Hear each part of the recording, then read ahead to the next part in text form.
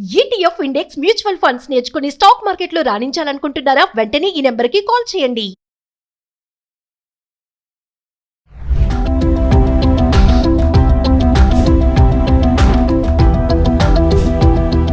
నమస్తే, welcome back to Suman TV. ప్రస్తుతం మనతో పాటు ఉన్నారు consumers affairs committee chairman Mandari Krishnareddy గారు. నమస్తే సార్. నమస్తే అమ్మా. Sir, SBI State Bank of India ఒక గుడ్ న్యూస్ ఇస్తుంది. ఏంటంటే 1000 రూపాయలు కడితే 20 లక్షలు బెనిఫిట్ అని. అసలు ఏంటి ఆ స్కీమ్, ఏంటి దాని వివరాలు, ఎలా బెనిఫిట్ అవుతుంది అసలు ఒకసారి? 1000 రూపాయలు కడితే 20 లక్షలు వస్తుందన్నమాట. వాస్తవమే, కానీ 1000 రూపాయలు కట్టిన వాళ్ళందరికీ 20 లక్షలు వస్తాయని అది కరెక్ట్ కాదు. అంటే స్టేట్ బ్యాంక్ ఆఫ్ ఇండియా ఎవరైనా అకౌంట్ ఉన్నవాళ్ళు, ఎస్బీఐ లోపల అకౌంట్ ఉన్నవాళ్ళు ఒక 1000 రూపీస్ అకౌంట్ ఉన్నవాడు కడితే, అంటే ఏ స్కీమ్ కింద కట్టాలి? యాక్సిడెంటల్ ఇన్సూరెన్స్ కింద కట్టాలి. ఓకే. యాక్సిడెంటల్ ఇన్సూరెన్స్ కింద కట్టినప్పుడు ఏమవుతుందంటే, ఒకవేళ ఆ 1000 రూపీస్ కట్టిన వాళ్ళు, ఆ వ్యక్తి ఏదైనా ప్రమాదానికి గురైనప్పుడు అతను మరణిస్తే కుటుంబానికి 20 లక్షల రూపాయలు వస్తాయి. నెంబర్ 1. ఒకవేళ అతనికి కాళ్ళు చెయ్యి పోయినట్టయితే, దాంట్లో 2 కాళ్ళు 2 చేతులు పోయినట్లయితే 20 లక్షలు వచ్చే అవకాశాలు ఉన్నాయి. ఒక కాలు ఒక చేయి పోతే తక్కువ వచ్చే అవకాశాలు ఉన్నాయి, కానీ కొంత అమౌంట్ వస్తుంది, గ్యారెంటీగా 10 లక్షల పైన వస్తుంది.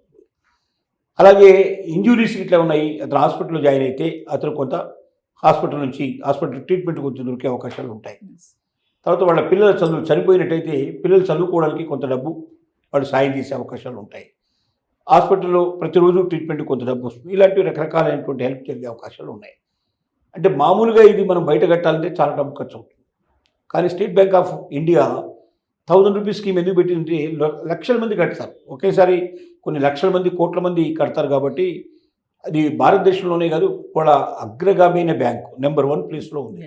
అంటే అన్ని బ్యాంకులు దాంట్లో విలీనం చేశారు. కాబట్టి ఇప్పుడు అది ప్రపంచంలోనే 2వ 3వ స్థానంలో ఉన్నటువంటి బ్యాంక్గా ప్రఖ్యాతి చెందింది. అంటే ఆ స్థాయికి చేరుకుంది.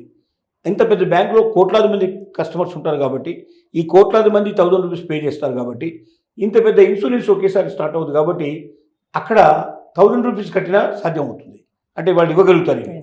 అదే వేరే దాంట్లో మనం డైరెక్ట్ వెళ్ళి కట్టాలంటే, ఈ రకంగా 20 లక్షల రూపాయలు బెనిఫిట్ కావాలంటే చాలా డబ్బులు పే చేయాల్సి వస్తుంది ఇన్సూరెన్స్ డైరెక్ట్ కడితే.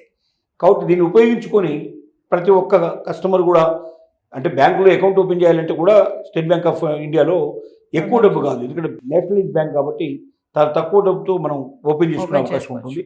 దాంట్లో ఈ 1000 రూపాయలు మళ్ళీ ఈ స్కీమ్ కోసం ప్రత్యేకంగా చేయాలి. అంటే దాంట్లో అకౌంట్ లేని వాళ్ళకి ఇది సాధ్యం కాదు.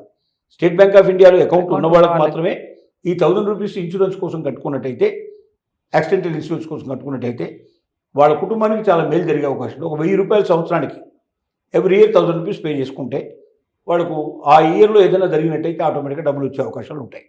ఒక కుటుంబానికి 20 లక్షలు అంటే చాలా డెఫినెట్గా పెద్ద మేలు జరిగే అవకాశం ఉంది. అకౌంట్ లేని వారికి అంటున్నారు కదా సార్, ఒకవేళ ఇప్పుడు అకౌంట్ ఓపెన్ చేసుకుంటే, అకౌంట్ ఓపెన్ చేసి దాంట్లో 1000 రూపీస్ కట్టి చేరుకోవచ్చు, జాయిన్ అవ్వచ్చు. అకౌంట్ ఓపెన్ చేయడానికి దాన్ని బట్టి ఉంటుంది. ఎస్బీఐ అకౌంట్ అయితే ఎంత, గ్రామీణ మరి వారికి కొద్దిగా 1000 రూపీస్ పైనే కట్టాల్సి వస్తుంది. అంతకన్నా తక్కువ అయితే అకౌంట్స్ ఉండవు సహజంగా. 1000 రూపాయలు కట్టేసి అకౌంట్ ఓపెన్ చేసుకోవచ్చు. ఇంకొక 1000 రూపాయలు దీంట్లో చేయడానికి, ఒకసారి కదా అకౌంట్ ఓపెన్ చేసేది, మళ్ళీ ఎవ్రీ ఇయర్ 1000 రూపీస్ పే చేసుకుంటే సరిపోతుంది దీనికి. అంటే ఒక సంవత్సరానికి ఉంటుంది ఈ ఇన్సూరెన్స్. ఒక సంవత్సరం తర్వాత మళ్ళీ అయిపోతుంది, ఎక్స్పైర్ అయిపోతుంది, మళ్ళీ కట్టుకోవాలి. ఆ డేట్ లోపలే మనం పే చేసుకుంటూ పోతే కంటిన్యూ అవుతూ ఉంటుంది. ఇది 65 సంవత్సరాల లోపల ఉండే వాళ్ళకి మాత్రమే వర్తిస్తుంది. 65 సంవత్సరాల లోపు, 65 ఇయర్స్ దాటిన వాళ్ళకి ఇది వర్తించాలి.